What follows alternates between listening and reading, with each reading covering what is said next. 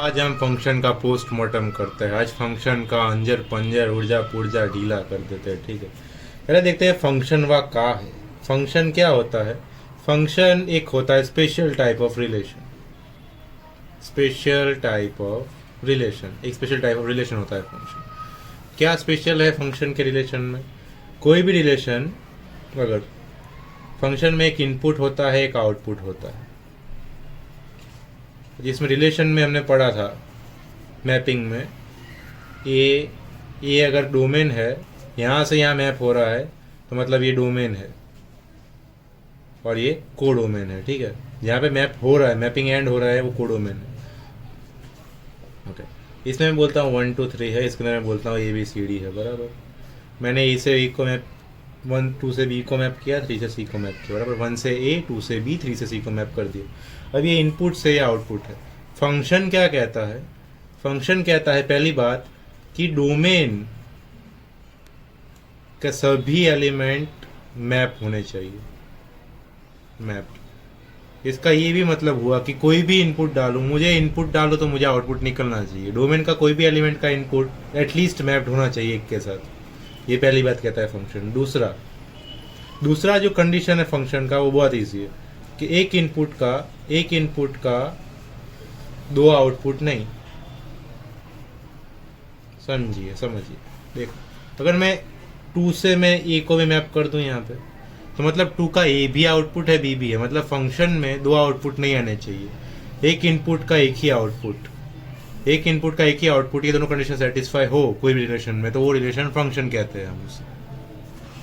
Next, ये होता है डोमेन कोडोमेन। अब हम आते हैं मैपिंग पे। हमने ये जो किया इसी को मैपिंग कहते हैं, लेकिन मैपिंग में कुछ एक दो टाइप्स होते हैं जो समझना जरूरी है। फर्स्ट, मैं कहता हूँ एक ये डोमेन है, A इज डोमेन। एक फंक्शन मैंने डिफाइन किया A और B के बीच में, कोई भी फंक्शन है, 1 2 3 है, और ये है ABCD। ओके, 1 A से मैप्ड है, 2 B से मैप्ड है, 3 C से मैप्ड। ओके, ये फंक्शन है कि नहीं अब बताइए? ये फंक्शन है क्योंकि इस डोमेन के सभी एलिमेंट्स है और एक का दो नहीं है। मतलब यहाँ ये नहीं हुआ और सबका कम से कम एक तो आउटपुट है ही। ये दोनों कंडीशन सेटिस्फाई, तो मतलब ये फंक्शन है।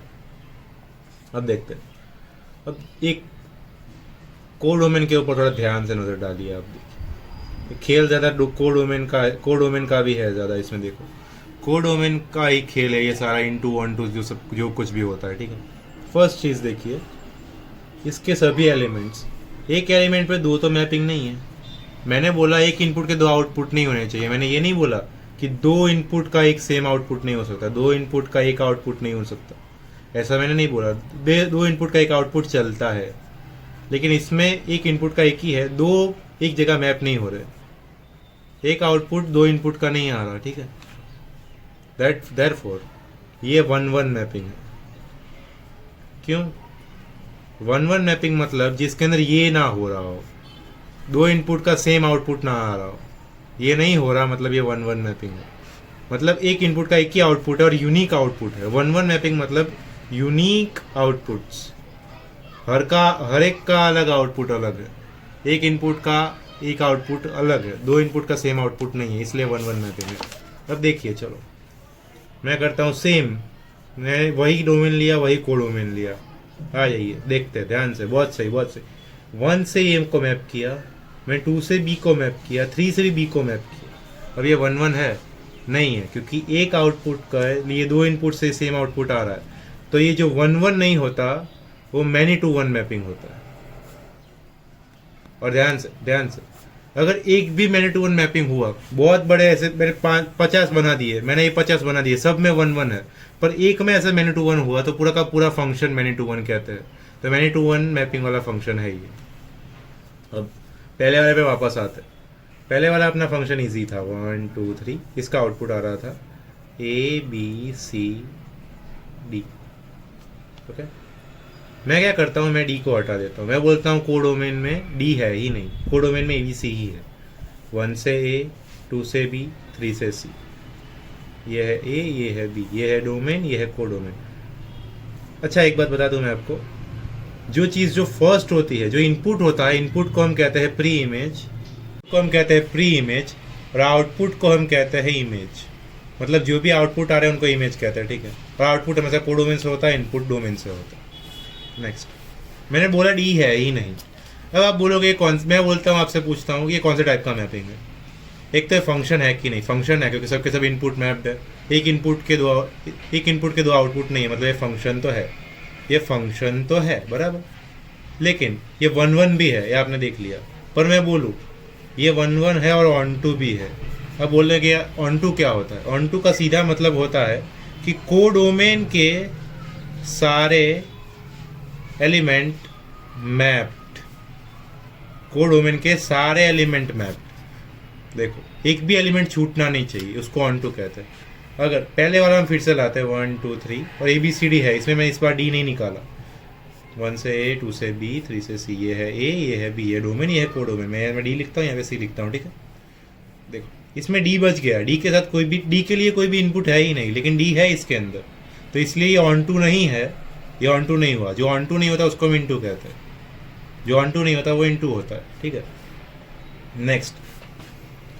नेक्स्ट एक इम्पोर्टेंट चीज़ ये है कि जो ऑन टू होता है ना, ऑन टू की कंडीशन ये होती है कोडोमेन रेंज के इक्वल हो जाता है।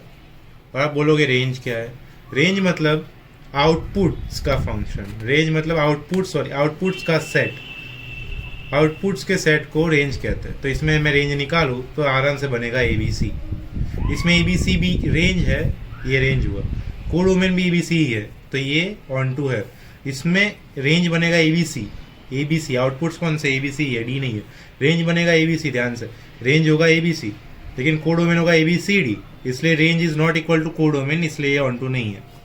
नेक्स्ट, अब मैं थोड़े ऐसे भाषा में आते हैं। ये जो 1-1 होता है ना, उसको हम कहते हैं इंजेक्टिव। बस समझने के लिए याद रखना कि इसको इंजेक्टिव कहते हैं, एंड ऑन टू को हम सर्जेक्टिव कहते हैं, ओके।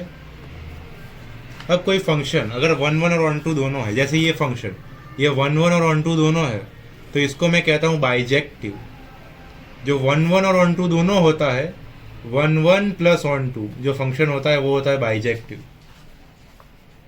और जो बाइजेक्टिव फंक्शंस होते हैं इनका बहुत खास महत्व होता है। जो बाइजेक्टिव फंक्शंस होते हैं, बाइजेक्टिव मतलब कि वही जो 1-1 प्लस ऑन टू, जो 1-1 भी है और ऑन टू भी है, वो बाइजेक्टिव होते हैं। जो बाइजेक्टिव फंक्शंस होते हैं वो इन्वर्टिबल होते हैं। इन्वर्टिबल मतलब क्या?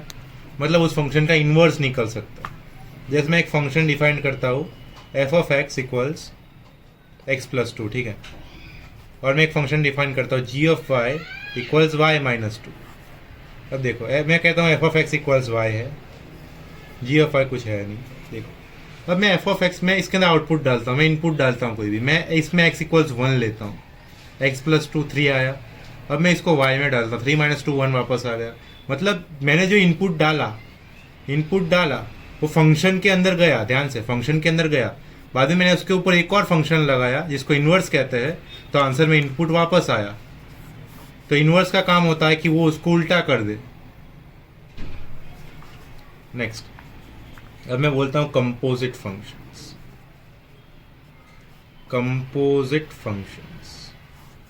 कंपोजिट मतलब 2 या 3 चीज़ें साथ में। कंपोजिट का इंग्लिश में यही मतलब 2 या 3 चीज़ें साथ में, 2 3 4 कितनी भी, एक से ज़्यादा चीज़ें साथ में होती है, उसको कंपोजिट कहते हैं। इंग्लिश में इसका ये मतलब होता है, मैथ्स में भी सेम मतलब होता है। फंक्शंस का मतलब कि 2 फंक्शन को मैंने ज्वाइन कर दिया। देखो मैं एक फंक्शन लेता हूँ f(x) इक्वल्स x², ठीक है। और एक लेता हूँ g(y) इक्वल्स y+2। मैं लेता हूँ f(x) इक्वल्स y भी होता है, मैं ऐसे सपोज कर लेता हूँ। अब नेक्स्ट मैंने क्या किया, अब इसकी मैपिंग करते हैं हम। मैं लेता हूँ, मैं बोलता हूँ कि इसका जो डोमेन है 1 2 3, ये इसका डोमेन है, ये डिफाइंड A to B, ये है 1 2 3। तो B मैंने किया, मैंने B इसका लिया 1 4 9, ठीक है। अब मैप कर देते हैं, 1 का 1 से, 2 को 4 से, 3 का 9 से। 1 का स्क्वायर 1 होता है, 2 का स्क्वायर 4, 3 का स्क्वायर 9। नेक्स्ट, अब मैं इसका मैपिंग करता हूँ। इसके लिए मैंने फंक्शंस लिए 1 4 9 बराबर, इसके लिए मैंने लिए 1 4 9 जी ऑफ वाई की बात कर रहे हैं। जी ऑफ वाई मैंने डोमेन लिया 149, तो इसका आंसर क्या आएगा? 1 का 1 के 1 प्लस 2 3 होता है, 4 प्लस 2 6 होता है, 9 प्लस 2 11 होता है, बराबर। अब मैं देखता हूँ कि ये दोनों सेम तो है, तो मैं इसको ऐसे लिख देता हूँ। देखो, इसको मैं लिखता हूँ ए इधर, मैं बी को इधर लिखता हूँ और सी को इधर लिखता हूँ। तो हुआ क्या एक्चुअली, 1 2 3 मैंने एक के साथ दो फंक्शंस ऐड कर दिए डायरेक्ट, इसलिए कंपोजिट बन गया। देखो, ये इसके साथ मैप्ड था, ये इसके साथ मैप्ड था। मैंने ये फंक्शंस को जोड़ दिया। देखो, एफ ऑफ एक्स और जी ऑफ वाई को जोड़ दिया। इसको मैथमेटिकल सेंस में क्या लिखते हैं, मैंने एफ ऑफ एक्स तो किया पहले, लेकिन उसके बाद जी में डाल दिया उसको। पहले मैंने एक्स स्क्वायर किया, बाद में प्लस 2 कर दिया। तो ये जी ऑफ एक्स का मैपिंग में बनाऊँ तो क्या होगा, जी ऑफ एफ ऑफ एक्स का 1 2 3, लास्ट में इसका बनता था 3 3 6 11। ओके, ये डायरेक्ट ऐसे बन गया। इसका मैपिंग ये होगा, इसको बोलते हैं कंपोजिट फंक्शन। इसको ऐसे भी कहते हैं गो ऑफ एक्स, कोई ज़्यादा बड़ी बात नहीं है। इसको बोलते हैं कंपोजिट फंक्शन। कंपोजिट फंक्शन मतलब, फिर से मैं रिपीट कर देता हूँ, एक फंक्शन के ऊपर दूसरा फंक्शन चढ़ा दिया। पहले एक फंक्शन हमने लगाया, बाद में दूसरा फंक्शन लगाया, तो उसको बोलते हैं कंपोजिट फंक्शन, बराबर। अब सेट्स, अब हम सेट्स के ऊपर आते हैं। सेट्स में लास्ट 2-3 टॉपिक है, बहुत इजी। देखो, cardinally equivalent sets. Cardinally equivalent क्या होता है? कार्डिनल मतलब कुछ होता नहीं, जैसे नाम भारी भरकम है। कार्डिनल का मतलब number numerically same.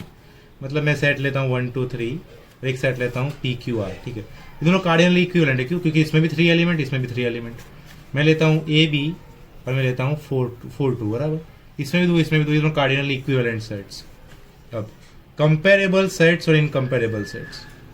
Comparable sets, देखो, अगर कोई भी सेट्स के बीच में दोनों एक भी एलिमेंट सेम ना हो, मतलब एक एलिमेंट किसी का सबसेट ना बनता हो, एक भी एलिमेंट सेम ना हो, मतलब दो सेट लेता हूँ, ए सबसेट बी या बी सबसेट ई ना बनता हो, मतलब कोई भी एलिमेंट सेम ना हो, तो इनकम्पेरेबल सेट होता है। इनकम्पेरेबल मतलब ये दोनों इनकम्पेरेबल सेट है। मैं बोलता हूँ ए इक्वल्स 1 2 और बी इक्वल्स 1 2 3।